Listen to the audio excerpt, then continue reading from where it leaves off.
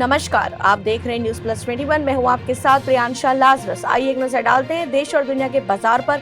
News plus 21 का exclusive bulletin बाजार हलचल में। सेंसेक्स 384 अंक बढ़कर 60,000 के पार, निफ्टी 100 अंक चढ़ा। ऑटो शेयर्स सबसे ज्यादा भागे। मारुति सुजुकी का मुनाफा दूसरी तिमाही में 4 गुना बढ़कर 2112.5 करोड़ रुपए पर। बोर्ड ने वॉरबर्ग पिंक से जुड़े निवेशक मालाबार इन्वेस्टमेंट से 500 करोड़ रुपए जुटाए। ग्लोबल हेल्थ ने आईपीओ के लिए मूल्य दायरा 319 से 336 रुपए प्रति शेयर तय किया। ट्विटर में बड़े बदलाव करेंगे नए चीफ। मस्क सीईओ को हटाया, कहा चाहता हूं ट्विटर पर लोग फिल्में देखें, वीडियो गेम खेले।